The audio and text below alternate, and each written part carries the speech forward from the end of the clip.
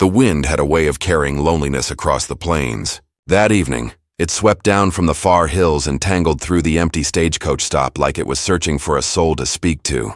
The sign that once read Hollow Creek Station creaked above the porch, half hanging by a single nail.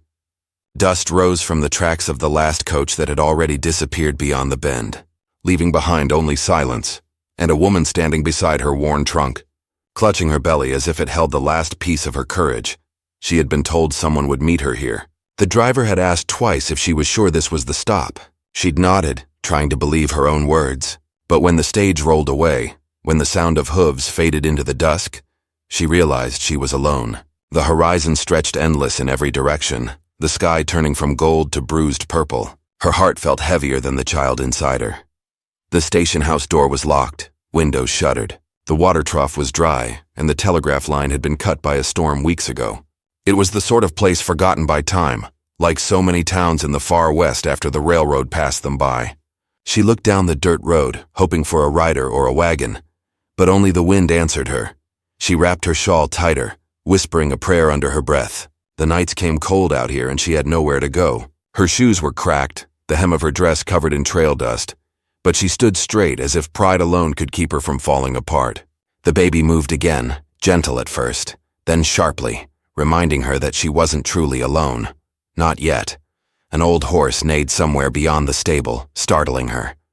She turned fast, squinting through the dim light. A tall man stepped from the shadows, his boots crunching the dry ground. He was broad-shouldered, sun-darkened, and carried a saddle slung over one arm. The faint smell of leather and wood smoke followed him. He stopped a few paces away, taking in the sight of her, thin, trembling and clearly out of place. "Stage leave you behind?" he asked quietly, his voice deep but kind. She opened her mouth to answer, but no sound came. He looked past her toward the empty road, then back again, realizing the truth without her saying it. "No one's coming for you, are they?" Her silence told him everything. She looked away, blinking back tears that refused to fall. The man studied her face, then the way her hand never left her belly. He sighed, setting his saddle down. "You shouldn't be standing out here in the cold," he said. "Come inside. Ain't much left of the fire, but it's better than freezing." She hesitated, fear and hope battling inside her. But when the wind blew again, she followed him into the station. The old room smelled of dust, straw, and rain that had long dried. He lit a lantern, and warm light filled the corners, revealing a few old crates, a kettle, and a cot pushed against the wall. He poured her some water, handed it over gently. "Ain't much, but it's clean." She drank slowly, hands shaking, eyes never fully meeting his. "Name's not important," he said after a moment, sensing she wouldn't share hers yet. "Used to run cattle a few miles south before the drought burned half the land."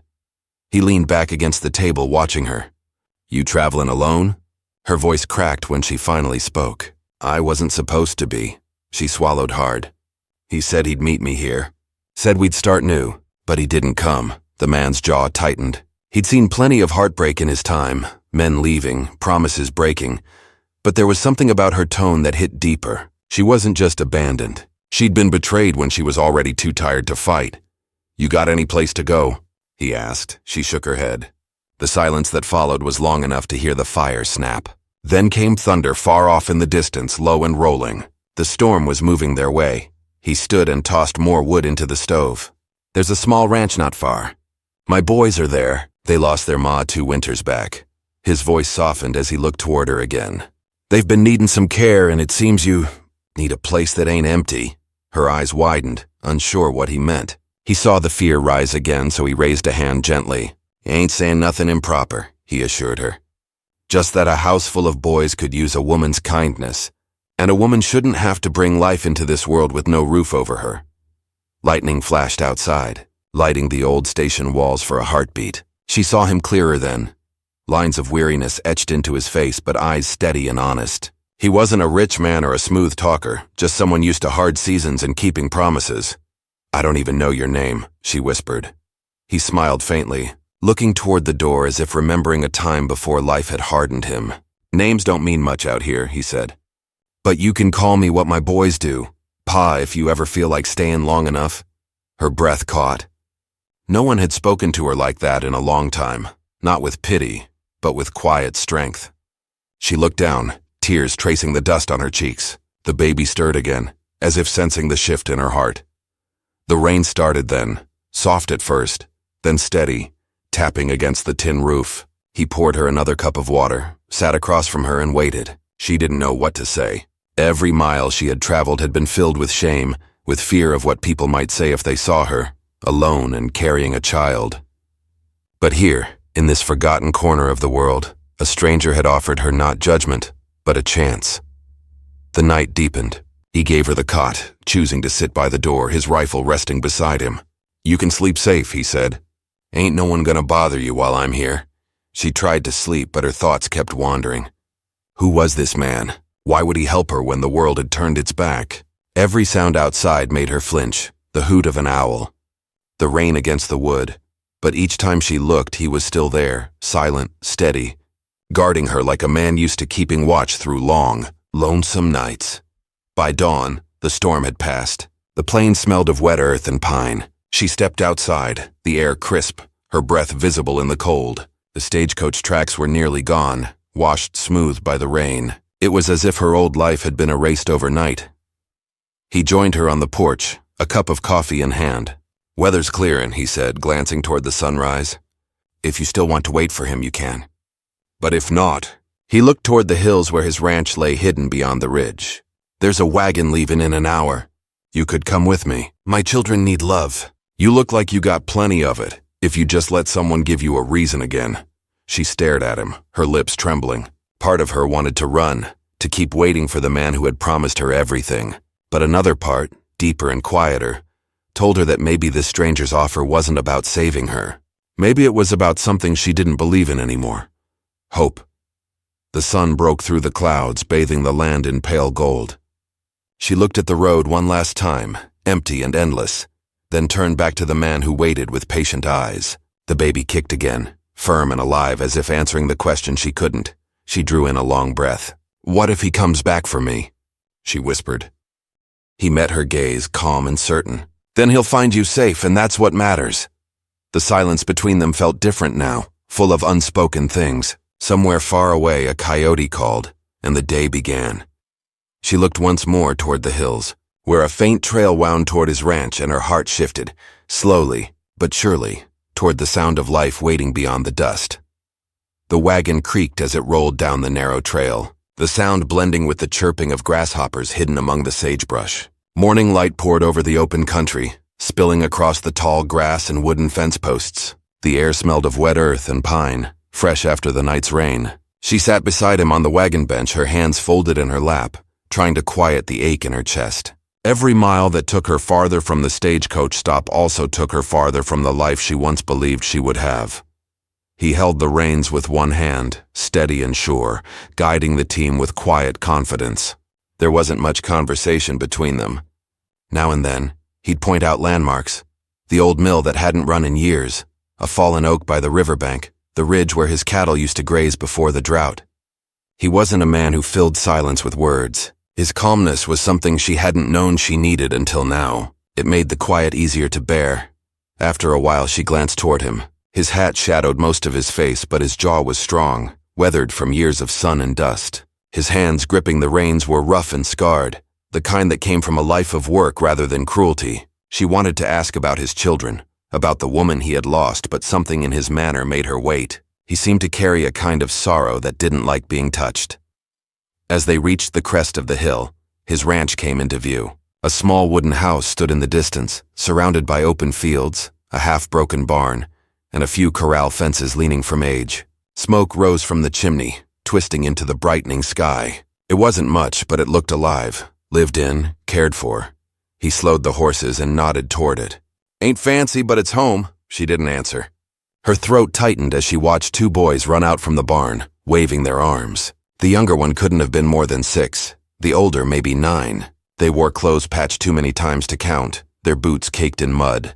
But their laughter carried across the fields like sunlight itself. When they saw the wagon, their faces lit up. "Pa!" the older one called out, racing toward them. "You're back." He smiled faintly, pulling the horses to a stop near the porch. "Got someone with me," he said as he climbed down. "This here's..." "A friend." The boys looked at her curiously, eyes wide and wondering. She tried to smile, though her heart was pounding. The smaller one stepped forward, shy but bold in that way only children could be. "You gonna stay here?" he asked softly. Before she could answer, his father gently placed a hand on his shoulder. "We'll see, son," he said, his tone quiet but meaningful. "She's had a long road. Let her rest first." Inside, the house smelled faintly of bread and pine resin. The floorboards creaked under her steps, and the sunlight filtered through thin curtains. Everything was simple. Handmade furniture, a few old pictures, a Bible on the mantel, but it felt warm. She sat at the edge of the table, running her fingers over the rough wood. He poured coffee into 2 cups and set one in front of her. "Ain't much for city taste," he said. She took it with both hands, grateful for the warmth. "It's fine," she whispered. The boys peeked in from the doorway, whispering to each other. Their father turned toward them. "Go wash up and feed the hens," he said. "And mind the well. Last thing we need's another scare like last week." They hurried out, leaving the 2 of them alone again. She listened to the sound of their small voices fading into the yard. Something about it eased her, even as her thoughts tangled in worry. After a while, he leaned back in his chair. "Ain't gonna ask where you came from," he said softly. "But I figure you had reasons for getting on that stage." Her hands trembled as she set down the cup. The truth was harder to speak than she imagined. "He said we'd marry once I reached Hollow Creek," she said finally. "Said there was land waiting, a new start. I sold what I had just to get the ticket." She swallowed hard, her eyes staring at nothing. "When we stopped, I waited. But he never came." He nodded slowly, his eyes fixed on the table. "World's got too many men who make promises they don't plan on keeping." She looked up at him then, studying the quiet lines of his face. "And too few who still mean what they say." The wind outside brushed against the window pane. For a long while, neither spoke. The silence between them was heavy but not empty. It carried understanding, unspoken and simple. By afternoon, she helped the boys gather eggs, her skirt brushing against the tall grass. They followed her everywhere, curious about this stranger who moved gently, who smiled even when she looked tired. The younger boy kept offering her tiny wildflowers, and she accepted each one as if it were gold. It had been so long since anyone had shown her kindness without reason. From the porch, their father watched them quietly. Something stirred in him, something he hadn't felt since his wife's passing. It wasn't love yet, but a reminder of it, a warmth he thought had died long ago. That evening, as the sun dipped behind the hills, she stood near the fence, watching the sky turn orange and rose. He joined her there, resting one hand on the rail. "You did good with them," he said. "Been a while since they laughed like that," she smiled faintly. "They remind me what hope sounds like." He looked out at the field stretching beyond the barn. "Hard thing to hold on to," he murmured. "This land's seen more loss than it deserves. Drought took the herd, fever took their ma. After that, I stopped looking for much else." His words hung in the air like the echo of an old wound. She wanted to say something, to ease the hurt in his voice, but she knew some pain wasn't meant to be spoken over. Instead, she said quietly, "You've kept this place alive. That means something." He turned toward her then, eyes softening. "Maybe," he said, "but a house ain't much of a home till there's life in it again." The sound of the windmill creaking filled the silence. Somewhere in the barn, the boys laughed again, and for a fleeting moment the weight between them lightened. As darkness fell, the house glowed faintly with lamplight. She sat by the fire, mending a torn sleeve from one of the boys' shirts. He sat nearby, whittling a piece of wood into shape. The rhythm of quiet tasks filled the room. It felt almost peaceful, yet beneath it all something deeper pulsed, a question neither dared to ask. When she rose to fetch water, he stopped her gently. "Storm's coming again," he said. "Sky's changing fast. You best stay in." She looked out the window. The clouds had gathered thick and gray, rolling low over the hills. "Does it always come this quick?" "Out here everything does," he said. "Storms, droughts, endings, they don't give you time to think."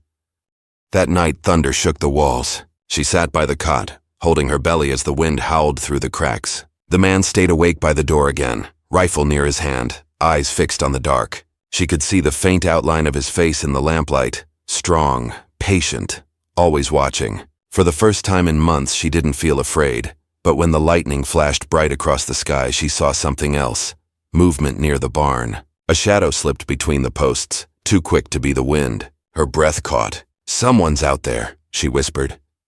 He was on his feet in an instant, crossing the room without a sound. The boy stirred in the loft above, sensing the change in the air. He lifted the lantern, stepping onto the porch. The rain came down hard, but his eyes searched the darkness. Nothing moved for a long time, just the hiss of rain against the dirt. Then, faintly, came the sound of hoofbeats fading into the distance. He lowered the lamp slowly. "Could be a drifter," he said, his voice steady but alert. "Or someone looking for something they lost." She stood behind him, her hands trembling. Deep down, she knew what that might mean. The man who had left her could have returned, or worse, sent someone to find her. He turned back toward her, seeing the fear in her face. "You'll be safe here," he said firmly. "Whatever or whoever that was, they won't touch you under my roof." She wanted to believe him, wanted to trust that this small ranch could hold off the world. But as the thunder rolled again, she couldn't help but wonder what ghosts the storm had stirred, and whether her past was done with her, or just beginning to find its way back through the rain. The rain lingered through most of the night, and by morning the ground was soft with mud, the sky still heavy with clouds. The storm had left more than puddles. It left questions neither of them wanted to ask. The woman woke early, her hands still trembling from the memory of those hoofbeats. She went outside, wrapping her shawl close, and looked toward the barn. The mud carried faint tracks, half washed away by the rain, but enough to tell her someone had been there. The cowboy joined her quietly, a rifle resting in the crook of his arm. He knelt by the tracks, his face dark with thought. "Wasn't a drifter," he said after a moment. Ryder came close, stopped here, then left. "Could be someone scouting." Her stomach tightened. "Scouting? For what?" He didn't answer right away. "Could be nothing," he said finally, though his tone gave him away. "But I'll keep watch from the ridge tonight, just in case." She wanted to tell him not to, that it wasn't his burden to bear, but she stopped herself. The way he spoke, calm but firm, made her realize he was a man who'd carried responsibility long before she ever arrived. He wasn't protecting her out of pity. It was simply in his nature to guard what he considered under his care. The day moved slowly after that. The boys helped mend the fence while she tended to the kitchen. She baked what little flour they had left, shaping small loaves that filled the house with a warmth she hadn't known since before the betrayal. Yet even in the quiet moments, her thoughts raced. Every creak of the door, every echo of hooves from the hills made her heart jump. Late that afternoon, while she hung laundry on the line, the older boy came running from the barn. "Pa says there's someone riding the far ridge," he shouted. He saw dust trails. She froze, the wet cloth slipping from her hands. Her mind flashed back to the man she had trusted, the one who promised her a new beginning and left her stranded. Could he be coming back now? And if so, for what? Guilt, regret, or to silence her story before it ever reached another ear? The cowboy returned just before dusk, his horse lathered and breathing hard. He wiped the rain from his hat and met her eyes. "Tracks again," he said. "Whoever it is, they're watching. Didn't try to come close this time, but they know this place is occupied." Her hands gripped the edge of the porch rail. "Why would anyone follow me? I have nothing." "Maybe you got more than you think," he said softly. "Maybe someone ain't ready to let go of their past." His words hung in the air like a chill. That night, he moved his cot closer to the door. The boys slept upstairs, unaware of the fear breathing just beneath the quiet. She lay awake, listening to the wind whistle through the cracks, her hand resting protectively over her belly. She didn't know whether to be thankful for this man's kindness or afraid that her presence was bringing danger to his door. The next morning, a new rhythm began around the ranch. The cowboy fixed the corral gate and checked the rifle cartridges twice. The woman pretended to focus on chores, but her mind kept wandering. At noon, while the boys napped, she stepped outside to gather water from the well. As she lowered the bucket, she noticed a glint of metal near the fence line, a horseshoe freshly pressed into the soft ground. She ran back toward the house. He met her halfway, already reading the fear in her face. "It's him," she said. "It has to be." He took the rifle from the porch and motioned her inside. "Keep the boys close," he said, his voice low. "If he's here, we'll deal with it my way." But the man didn't come that day or the next. The hills stayed quiet, though the feeling of being watched never left. The tension between them grew like a wire pulled too tight. He didn't say much anymore, but his eyes always scanned the distance. She tried to act as if things were normal, helping the boys with reading, patching clothes, cooking meals, but inside, she felt trapped between gratitude and guilt. On the third evening, as the sun dipped red behind the hills, She found him sitting by the barn, sharpening a knife. The orange light caught the edge of the blade, making it gleam. She approached slowly, unsure if she should speak. "You think he'll come here again?" she asked. He didn't look up. "Men like that don't just disappear. He'll come back once he figures I'm not some hired hand." She frowned. "What do you mean?" He finally met her gaze. "You think a man who leaves a woman alone at a stage stop's gonna take kindly to finding her here? With another man's name tied to her safety?" Her lips parted, but no words came. He was right. Even if the man who abandoned her had no right over her, the world would see it differently. Out here, reputation was worth more than truth. The cowboy looked down again, his voice quieter. "If he shows up, I'll talk first, but I won't let him near you." She wanted to thank him, but something in her heart stopped her. There was a tenderness growing between them, unspoken, fragile, born out of long days and quiet trust. But the shadow of danger hung too close to let it bloom. That night, after the boys had gone to sleep, she found herself by the fire again. He was cleaning his rifle, his movements slow and careful. The glow of the flames painted his face in amber light. "You don't have to keep watch forever," she said softly. "I don't want to be the reason trouble comes here." He set the rifle aside and leaned back. "You ain't the reason.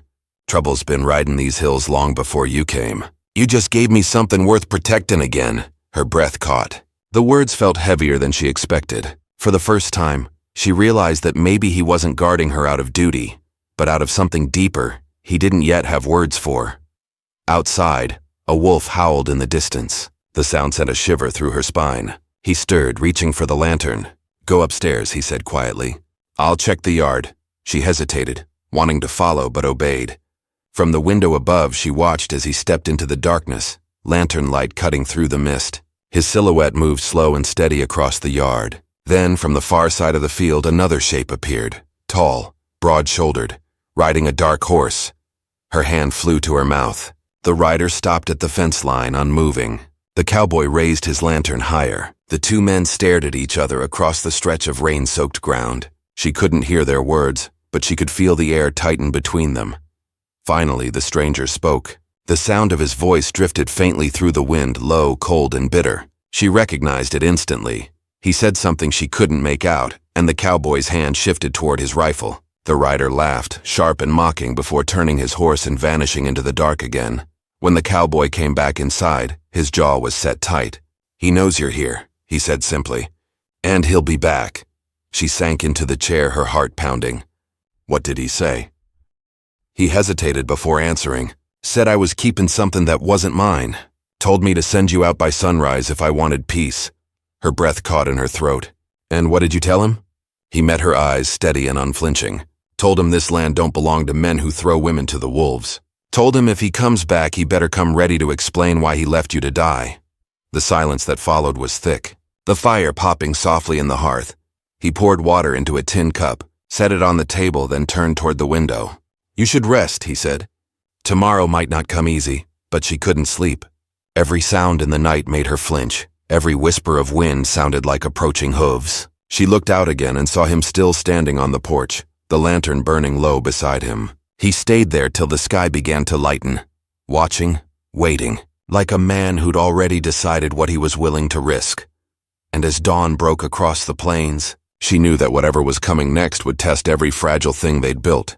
Their trust, their courage, their hearts. The storm outside had passed, but the one inside their lives had only just begun. Dawn came pale and cold, brushing faint light over the quiet ranch. The world felt too still, the kind of stillness that comes before something breaks. The woman stood by the window, watching the cowboy saddle his horse near the barn. His movements were slow, deliberate, as if he was bracing for what was coming. The boys were still asleep upstairs, unaware of the danger that waited just beyond the fence line. She pressed a hand to her belly, feeling the small, steady rhythm inside her. Every kick reminded her of what she had to lose, of why she couldn't run again. She wanted to tell him not to go looking for trouble, but she knew it was too late. He was the kind of man who didn't wait for danger to come knocking. He met it halfway down the road. He saw her watching from the window and gave a faint nod, one that spoke more than words ever could. Then he rode out toward the ridge where the mist still hung low and silver over the land. The sound of his horse faded into the distance until only the wind remained. She tried to keep herself busy, tending the fire, washing dishes, brushing the boy's hair, but her hands wouldn't stop shaking. Every minute felt longer than the last. Her thoughts kept circling back to the man who had abandoned her, the one now haunting the edge of their lives. She could still hear his voice from that last night at the stage stop, smooth and full of promises. "Just wait for me and I'll come back for you," he had said. But the only thing that came back was silence. Now he was here again, not to keep his word, but to take something he'd already thrown away. The hours dragged on. The boys played quietly on the floor, building tiny fences out of wooden scraps, their laughter too soft, too careful. She looked out the window every few minutes, searching for movement on the ridge. Once, she thought she saw a figure far off, too distant to know if it was him or just the wind stirring the grass. When the cowboy finally returned, his face told her everything before he spoke. "He's close," he said, stepping off the horse. "Been riding around the creek bed watching the house from afar. He's waiting for nightfall." Her heart sank. "Why, what does he want?" He looked at her for a long moment, then said quietly, "Maybe he wants to finish what he started." The words made her knees weak. She sat down at the table, her breath catching. "You think he'll try to take me?" "I think he's desperate," he said. "Men like him, they can't stand seeing someone else fix what they broke." He checked the rifle and loaded fresh rounds. "He'll come when the dark hides him. I'll be ready." She watched him pace the floor, calm but restless like a wolf guarding its den. Every creak of the floorboards echoed through the house. Every flicker of the lamp cast long shadows that seemed alive. As evening fell, the sky turned the color of bruised steel. The wind picked up again, carrying the scent of rain and dust. The cowboy told the boys to stay upstairs no matter what they heard. They didn't understand, but they obeyed, sensing the gravity in his voice. When the first thunder rolled, the woman sat near the fire, her hands clasped so tightly they ached. He stood near the window, eyes fixed on the horizon. "You should rest," he said softly. "I can't," she whispered. "Not until it's over." Lightning flashed, illuminating the land outside for just a heartbeat, and in that moment, they both saw it. A dark figure on horseback, motionless at the edge of the field. The cowboy's jaw tightened. "He's here." She rose to her feet, her pulse roaring in her ears. "What will you do?" "What I have to." He turned to her, voice low but steady. "You stay inside. No matter what happens, you don't open that door." "I can't let you face him alone," she said, her voice trembling. "You can, and you will," he replied. "There's more than just me to think about now." His eyes flicked toward her belly, then back to her face. "I'll end this tonight." Before she could answer, he was already moving, rifle in hand, hat pulled low, stepping into the storm. The wind tore at his coat as he crossed the yard, lightning lighting the path ahead. She followed him to the window, her breath fogging the glass. The stranger waited near the fence, rain dripping from the brim of his hat. When the cowboy reached him, the two men stood silent, their words carried away by the thunder. Then the stranger dismounted, walking closer until they were face to face. The woman pressed her hands to the window, straining to hear. She couldn't make out every word, but bits carried through the storm. "You stole what's mine," the stranger growled. "She stopped being yours the moment you left her in the dirt," the cowboy replied. "You think you can keep her? You think she'll want a man like you? She deserves peace, not pride." The stranger's laugh cut through the rain, harsh and bitter. "You don't know her like I do," the cowboy's voice hardened. "Maybe not, but I ain't the one she's afraid of anymore." The next moment happened too fast to follow. The stranger lunged, shoving him back, and both men disappeared into the dark beyond the barn. She gasped, running to the door, but stopped when she remembered his warning. Her whole body trembled as she listened. Boots scuffling, the clatter of wood, the dull thud of fists. Then came a gunshot, sharp and close. Her scream caught in her throat. The boys upstairs started crying, calling for her, but she couldn't move. Rain pounded against the windows, thunder shaking the house. Seconds stretched into eternity. Then the door burst open and the cowboy stumbled inside, soaked and bleeding from a cut above his brow. His breath came heavy, his hands gripping the rifle like it was the only thing keeping him upright. "Are you hurt?" she whispered, rushing to him. "Not bad," he said between breaths. "But he ain't gone. He's playing for time. Where is he?" "Somewhere near the creek. He'll wait till I'm weak enough to make a mistake." He sat by the wall, reloading his rifle, his eyes burning with determination. You need to keep the boys upstairs. Lock the door if you have to." She knelt beside him, hands trembling. "You can't fight him alone." "I don't got much choice." He looked up at her, his voice softer now. "You came into my life when this place was nothing but silence and dust. If he thinks he's gonna take that away from me, he's got another thing coming." Her eyes filled with tears. "You shouldn't have to carry this because of me." He gave a faint, broken smile. "Maybe not, but I choose to." The wind howled outside, rattling the windows. She could see flashes of movement through the rain, but every time she blinked, it was gone. The storm was masking everything: the sound of boots, the creak of the barn door, the whisper of footsteps drawing closer. Then she heard it. A faint scrape near the back window. The cowboy turned his head sharply, motioning for her to stay quiet. The sound came again, closer this time. He rose, stepping carefully toward the kitchen, rifle ready. She followed him to the edge of the room, holding her breath. Lightning flared, and for a split second she saw a shadow slip past the window, a man's shape, gloved hand pressed to the glass. The cowboy threw open the door and fired into the night. The sound thundered through the valley. There was a cry, faint but real, followed by silence. He stepped outside, vanishing into the rain again. She wanted to run after him, to beg him not to go farther, but her legs wouldn't move. The world felt suspended, caught between fear and hope. Minutes passed, too many to count. The boys cried upstairs, calling for her again, but she couldn't answer. She just stood there staring into the storm, praying that every second wasn't his last. Then far across the yard, she saw the flash of another gunshot. It echoed through the night, louder than thunder, final and heavy. And then there was nothing. No movement, no sound. Just the rain, falling harder, washing the world clean of its sins. She pressed a hand against her heart, whispering his name through trembling lips, unsure if he could still hear it, or if the storm had already taken everything she'd found worth living for. The night had swallowed everything: the sound of the rain, the flicker of firelight, even the heartbeat of the land itself. She stood frozen in the doorway, eyes fixed on the darkness beyond the barn where the last gunshot had echoed. The world felt suspended between one breath and the next, waiting for something to move, something to tell her he was still alive. Her hands shook as she clutched the edge of the doorframe. For a moment, all she could hear was the wind and the sobbing of her own breath. Then, through the curtain of rain, a shadow began to take shape. A man walking slow, shoulders heavy, steps uneven. Her heart leapt and she stumbled forward, almost afraid to believe it. He came closer until the lantern light caught his face. Tired, bloodied, but standing. His hat was gone, his coat soaked through, and his right arm hung limp at his side. In his other hand, he carried the rifle, barrel lowered now, the fight gone out of it. "It's over," he said quietly, voice rough as gravel. "He won't be coming back." Her knees gave out and she caught herself on the railing.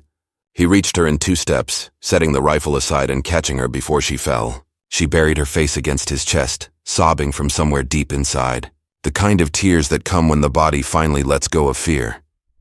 He held her tight for a long time, his breath slow and steady against her hair. The rain began to ease, turning from a storm into a soft drizzle that washed over the land like a prayer. When she finally pulled back, her eyes searched his face. "You're sure?" He nodded once. "He came at me from the side of the barn. Tried to end it quick, but he ain't the kind of man who fights for something worth saving." He looked toward the field, where darkness still covered what had happened. I gave him a chance to ride off.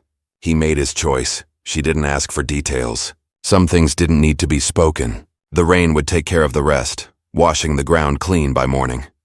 He swayed slightly, and she saw how pale he'd gone. "You're hurt," she said quickly. "Sit down." He tried to brush it off, but his body betrayed him, his strength giving out as he lowered himself onto the porch steps. She fetched water, tore a strip from her dress, and cleaned the wound along his shoulder. The bullet had grazed him, leaving a deep burn rather than a hole. He winced but said nothing. His silence was the same as before, steady, brave, uncomplaining. "You shouldn't have done this," she whispered as she wrapped the cloth around him. "You could have been killed." He met her eyes with a faint, weary smile. "You were worth it."